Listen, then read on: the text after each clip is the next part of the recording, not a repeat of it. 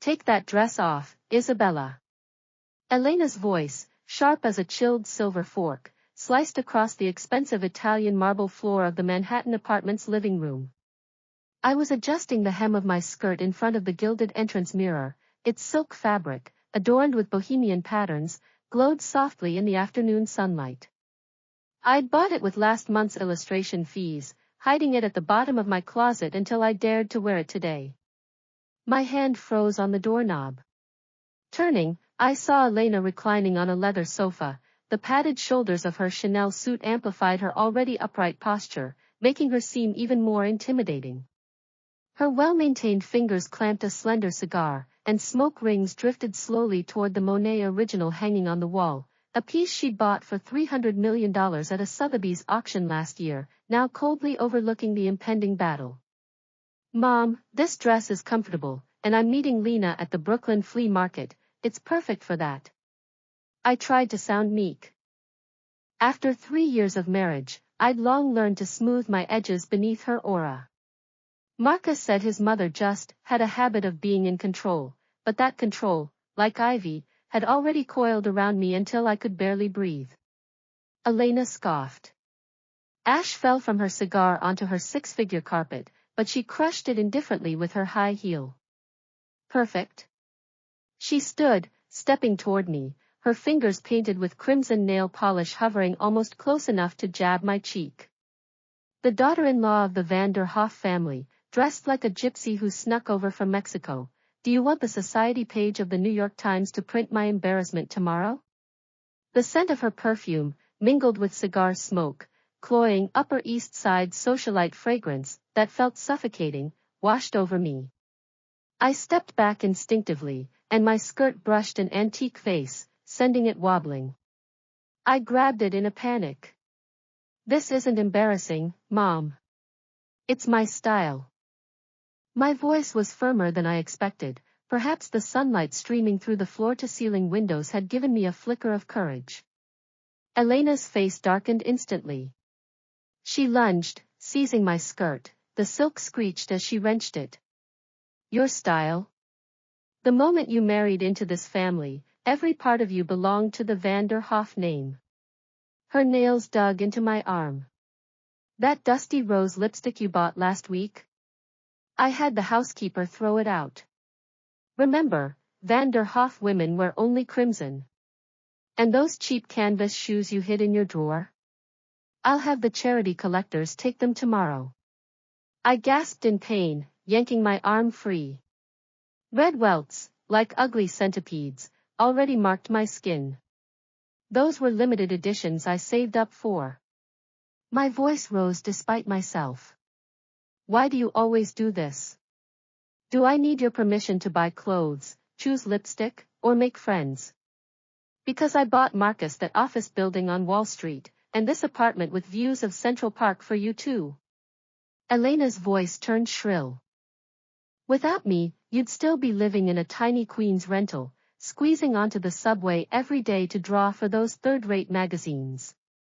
She walked to the bar, pouring a glass of whiskey. The clink of ice against crystal was grating. Tomorrow, come with me to Tiffany's. I ordered a pearl set for you, and a custom Ralph Lauren suit. No more of this garbage. Staring at her haughty profile, I suddenly felt utterly alien.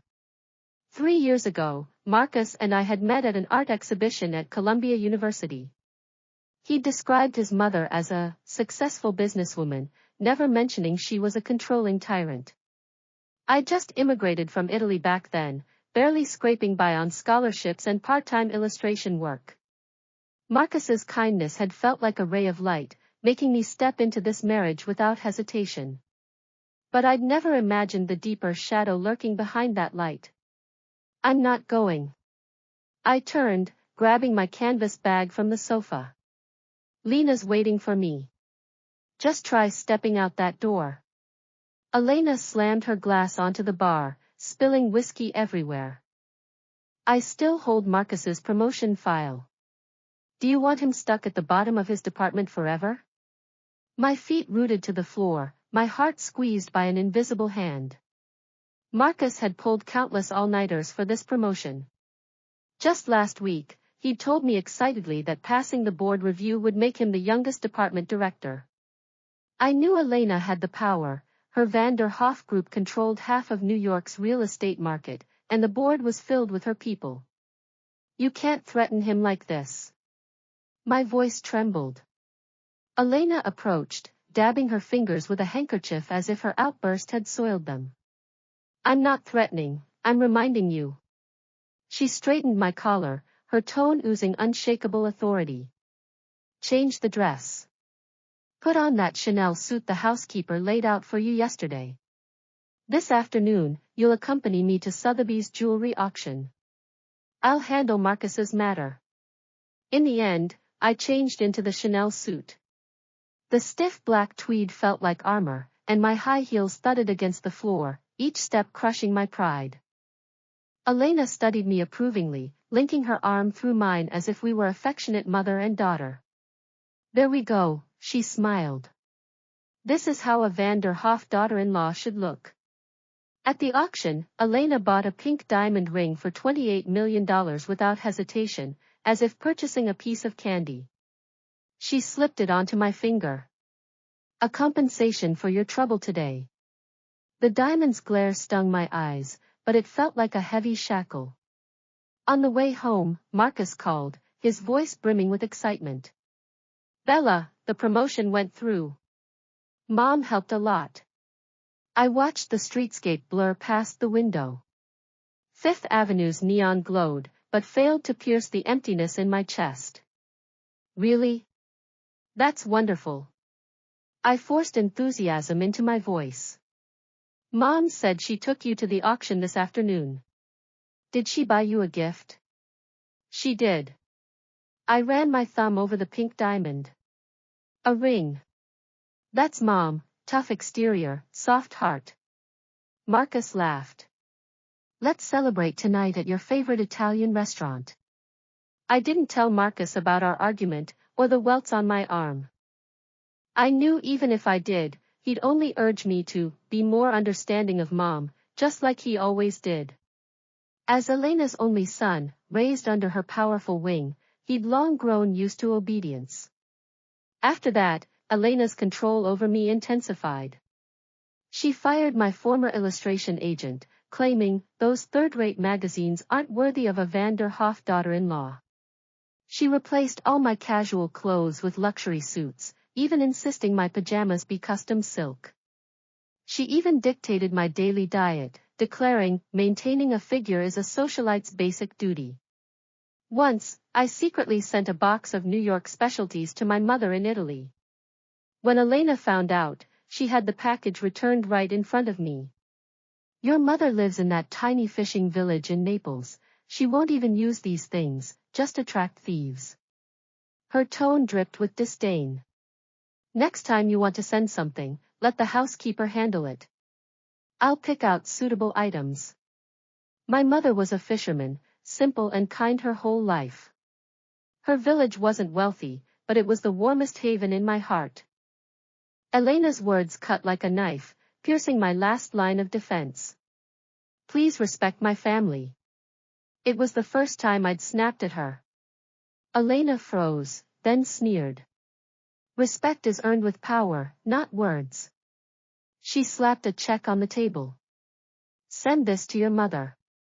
Tell her to move to a wealthy neighborhood in Milan. Stop embarrassing us in that hovel. I tore the check to shreds, the pieces fluttering onto her expensive carpet. I don't need your money, and I won't let you insult my family. I turned and ran to the bedroom, slamming the door and locking it. That night, Marcus pleaded with me outside the door for hours, saying Elena just was used to solving problems with money and asking me to be more tolerant. Leaning against the door, listening to his gentle voice, I felt overwhelming exhaustion. This marriage was like a gilded cage. I was trapped, struggling even to breathe. Days slipped by, and I learned to pretend. In front of Elena, I wore the clothes she liked, said the things she wanted to hear, and accompanied her to tedious social dinners. Behind her back, I secretly reconnected with my old agent, hiding my sketches in my office drawer. Only when she went to the Hamptons estate for vacation did I dare wear my favorite clothes to the Brooklyn flea market. Elena's business empire grew larger, making her a legend in New York's business world. Countless magazines featured her secrets to success.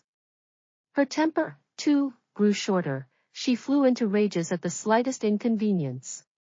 Maids came and went, everyone kept their distance. This spring, Elena announced an investment in a Silicon Valley startup, claiming their AI technology would change the world.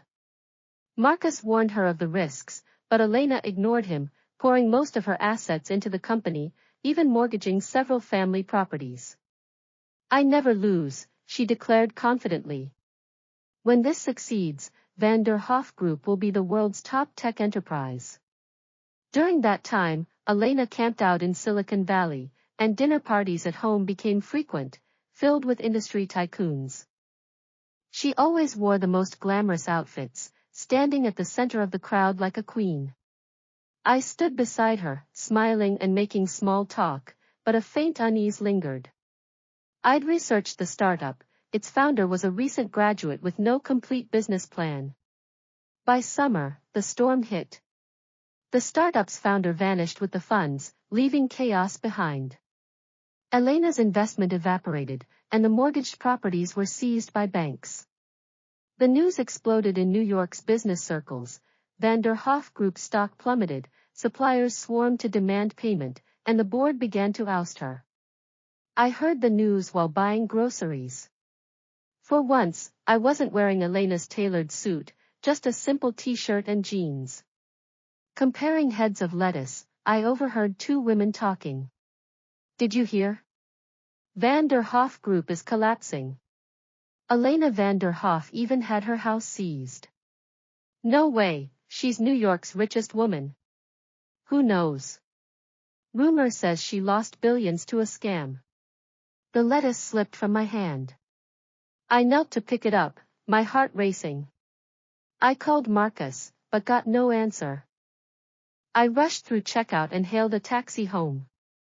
Stuck in traffic, I stared at Fifth Avenue, once glorious Van der Hoff Group headquarters surrounded by reporters and creditors, cordoned off with police tape, looking desolate.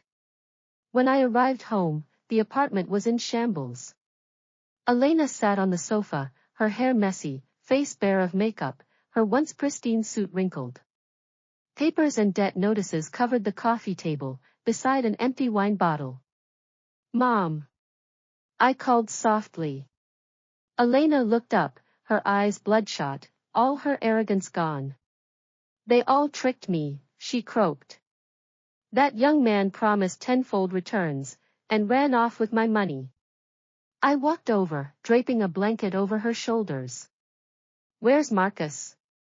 "At the company, handling things." Elena stared at her hands. "The jewelry, the paintings, all seized by the bank. This apartment goes to auction next week." I fell silent, unsure what to say. I'd hated her control, but seeing her so broken, I felt no triumph, only bitterness. "I'm sorry, Bella." Elena suddenly looked up, tears in her eyes. "I was terrible to you. I shouldn't have meddled in your life, or insulted your family." I froze. In 3 years, those were the first words of apology. The woman who'd once looked down on me now seemed like a guilty child, waiting for forgiveness. "It's in the past." I handed her a tissue. "We need to focus on fixing this, not dwelling on what's done." Soon after, we moved to a small Queens apartment, the one I'd lived in before marriage. It had only one bedroom, no gilded mirrors, no leather sofas, no Monet, but it felt infinitely more solid. Elena learned to adapt to ordinary life. She traded luxury suits for cotton t-shirts I bought her, mastered the washing machine, compared vegetable prices at the supermarket, and even began commenting on my illustrations. Once, she wore my canvas shoes to the neighborhood market, returning excited. "Bella, the tomatoes were fresh today, 5 cents cheaper than yesterday." Marcus lost his promotion, but found a good job at a new company with his own skills. No longer relying on his mother, he grew mature and steady. Evenings, the three of us sat around the small dining table. Elena told stories of her early career, no boasting, just sincere sharing. One day, after finishing an illustration, Elena approached, holding a dusty rose lipstick. "I bought this at the drugstore downstairs. I remembered you liked this shade." She looked awkward. "I hope it's still in style." I took it, twisting the tube. The familiar shade glowed warmly in the sunlight. "It's perfect, I love it." I smiled, applying it. Elena smiled back. Wrinkles lined her eyes, but they held more warmth than ever. "Let's go to the Brooklyn flea market tomorrow. I heard they have lovely trinkets." "Absolutely." I nodded. "I know a fantastic Italian restaurant nearby, we can go after." That night, I stood on the balcony, watching the city lights below. Summer breeze brushed my face. I thought of the girl who'd cried in that Fifth Avenue apartment, of Elena's sharp eyes and harsher words. All gone, like dust in the wind. Bankruptcy had stripped Elena of wealth and status, but restored her to herself. And I, in this journey, had learned to stand my ground, to understand and forgive. Life, like Fifth Avenue itself, had its glamorous moments and its dusty ones. But as long as we stood together, we'd always find our own warmth and light. The next morning, I put on that bohemian dress. Elena wore my canvas shoes. We walked out hand in hand, sunlight warm on our shoulders.